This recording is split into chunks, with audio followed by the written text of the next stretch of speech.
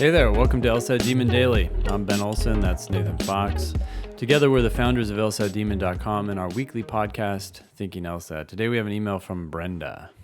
Says, hi, I wanted to ask you about letters of recommendation. I am working a full-time job, but I'm thinking of looking for a part-time job, which means I would leave my current job. However, Okay. I was reading that like kind of intentionally. People need to read their shit out loud though, right? Because if Brenda, thank you Brenda for writing in. I'm going to make fun of your writing now. If Brenda would have read that out loud, I think her ear would have caught the job, and then it's like it's like I can tell that you probably didn't read it out loud, because if you did, I can't imagine you would have left that in like that. It just, what is there a name for? Yeah, I just looked this up too. Isn't it onomatopoeia or something? No, that's like bam, boom, biff. That's like those Batman cartoons where it's the alliteration.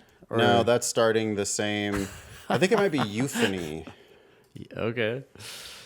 Throw out all these random. Oh no, euphony is the quality of being pleasing to the ear, especially through a harmonious combination of words. Okay. Well, that's getting close, but the thing is that it's not actually pleasing to the ear to hear that. It's repetitive and kind of a little, it's not boring, but it's like just kind of one note. It's the same note over and over. Anyway, there's nothing wrong with it, Brenda. It's fine. However, I would want to get a letter of recommendation from my current employer before I leave. Let's say I obtain my letters between May and July of this year. If I submit my application, let's say December of this year, with the November LSAT, do the dates on the letters matter? Worst case scenario, I would submit my application in February of 2023. Ooh. My concern is if I request the letters, do the dates on the letters of recommendation matter? Thank you, Brenda. So, Brenda, let's put the lecture about your writing aside. And we're also going to put the question about dates on your letters of recommendation aside, because Ben is about to give you a lecture on a different topic. Yeah, well, I was going to quickly say that the letters don't matter. And this just makes me think about, the dates on the letters don't matter. In part because the letters themselves don't matter. I mean, I feel like we're reading this email, and this is not uncommon, Brenda, but it's like people are hyper concerned about the wrong things. Yep. Right? They're not concerned about their GPA enough. But if that's set in stone, then I guess there's nothing to be concerned about it now. They're not concerned about their LSAT score enough. They're not concerned about when they apply. Right. You know, and maybe I got to say, Ben, I don't believe anything that the law schools say. I mean, I believe what Dean Z at University of Michigan says, because she seems like she's a straight shooter. I don't believe what most law school admissions folks, whether they work at the law school or they used to work at the law school and now they work in admissions consulting. I just don't believe what most of these folks say, because I feel like it's a sleight of hand type of a thing where they get applicants thinking about personal statement, letters of recommendation. Let's get the ball rolling on these other elements of your application, because they're in a rush to get you to apply, but also because it's like they don't want to talk about the thing that they can't do anything about, which is your LSAT score. Mm-hmm. And it's such a powerful lever on your application, but they can't, it's not their domain. They suck at the LSAT themselves. Otherwise they wouldn't be working in law school admissions. And they don't want to talk about that, because that's like scary to them. They can't do it. And I don't know. I think that they almost think that there's nothing that can be done about that. Oh, there's a strong belief of that, right? Like, yeah. Pre-law advisors say this all the time. Like, oh, right. Don't take it again. Or if you take it again, the most you could possibly improve is 2 points. And right. I think that all comes from the study that was conducted by LSAC, which showed that people who repeated the test went up on average 2 points.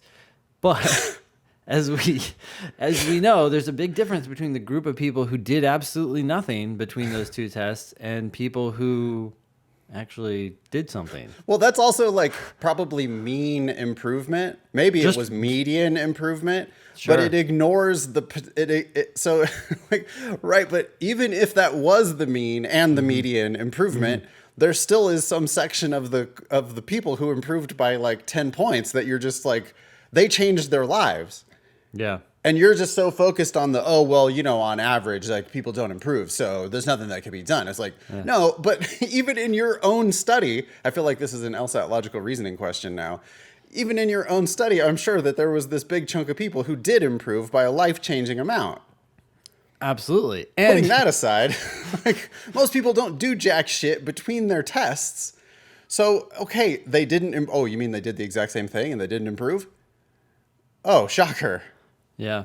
Well, you're only looking at official LSATs, whereas a lot of people, they take a diagnostic test, a practice test, and they get a score, and then they hear or get wind of that idea of a 2-point increase, and they think that applies to them. But the reality is the study was only looking at people who took it officially. So how many of those people had actually taken it unofficially and then ended up with a much higher score? And maybe, they took it again and their score didn't improve that much, but they're already way higher than where they were when they started.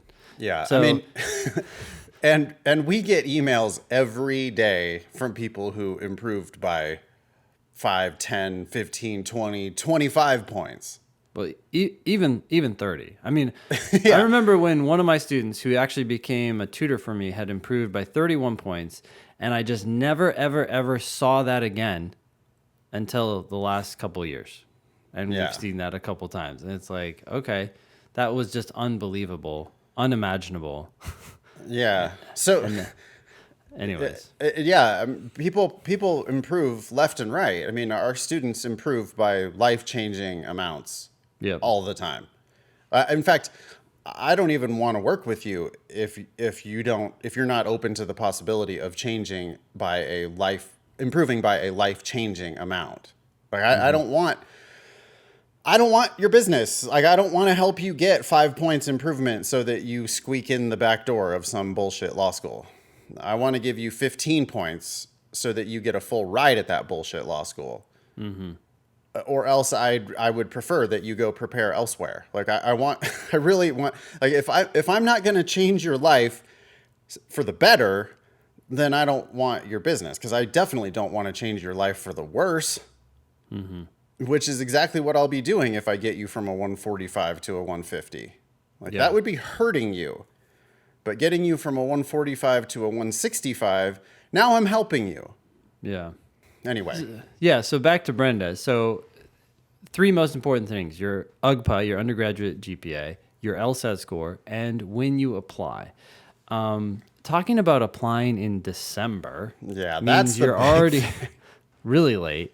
And then a February is inconceivable, right? That's just even further behind the 8 ball. And it's like, what? But yeah. if she's listening to the law schools, Yeah. they're like, no, our priority application deadline, one of our early admissions deadlines is May 1st. Yep. And it's like, okay, that's bullshit. That is not any kind of early application. They can call it whatever they want, but that's not early. Most people who are going to go to law school in 2023 already know exactly where they're going. I mean, I heard yesterday from somebody who got into Harvard, and that was like their final round of admissions decisions coming out on March 22nd. Yeah. This Brenda is like, worst case scenario, I would apply in February of 2023, which what? No, oh my God. Like that's so ridiculously late in the cycle. By the way, this student who found out yesterday that he got into Harvard, he applied in September and has been waiting since then for the decision from Harvard. Yeah. And it's Harvard. So we're we're talking about a place where you're willing to wait, and you're probably not going to get a scholarship because they only do need-based financial aid anyways. So I mean, the long and short of this is don't worry about your letters. If you can get a letter, great, get it. And if it's dated in May or July or June, great. I don't All care. they're doing when they look at your letters of recommendation is making sure that you're not a psycho. They're making sure that you're not one of these people who is like such a psychopath or sociopath or whatever the definition is, where you asked someone for a letter and that person actually hates you and you don't even realize it. Yeah, if you cannot find one living soul on a planet of 8 billion people to endorse you, there's a problem. Otherwise, they've got so many better data points. And the data points that really matter are your LSAT and your undergraduate GPA. Then they're going to read your personal statement. Then all these other things are just ticking off boxes. Yep. You're going to need two letters from people who respect you and are going to say nice things about you. And it does not matter what the date is on those letters. But the date of the applications does matter. I mean, last year, Ben, we had people who had full rides in hand in September for the following September. Yep. So that's not at every school, but it is at some schools. And Brenda, if you apply in December or if you apply, God forbid, in February, I think all you're doing is lining up so that you can pay tuition, pay for the scholarships of the people who applied before you. Yep. At that point, they're running. It's not that they're running out of dollars, but they're running up against the costs that they face as an institution, and they want to cover those costs by somebody's tuition. So they can't continue giving out the free rides. So yeah, now they have to pay for that. It's like they run up their credit card in the beginning of the application cycle with all of these scholarships that they give out, because there's a feeding frenzy at the very beginning of every admission cycle. And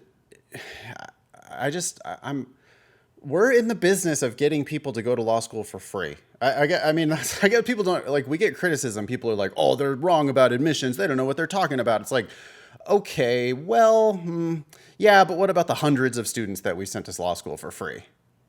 Yeah. So whatever, if you don't want to go for free, then don't listen to us. That's fine. But if you want to listen to us, then I hope you are buying in on the idea that you're going to go for free. And if you're going to go for free, then you need to follow our advice, or at least you'll be putting yourself in the best position to go for free if you follow our advice. Yeah. Apply early. There's a feeding frenzy. Law schools are out there trying to fill their classes with qualified applicants. They don't want their medians to go down on their 509 report, so they have to go out there and try to poach students with high LSATs. And if you apply early with the right LSAT, then they're going to make you offers. And then at the end of the cycle, the people who apply in December or the people who apply in fucking February, you might get in because they need somebody to pay for all those scholarships.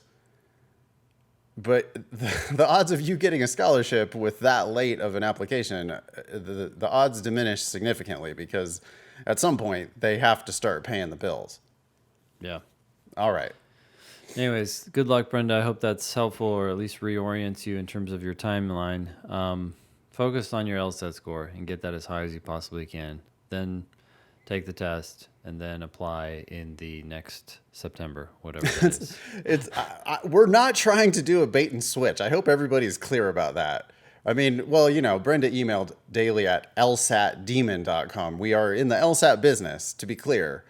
But, she wrote us asking questions about letters of recommendation. And it's like, we can talk to you about that, but we would prefer to talk to you about the thing that is vastly more important, which is get the right LSAT and apply at the right point in the cycle and play the game correctly. Play the game, yeah. Yeah. Thanks for writing in. Email daily at lsatdemon.com if you'd like to ask us a question or share some LSAT or law school admission news. Thanks for listening.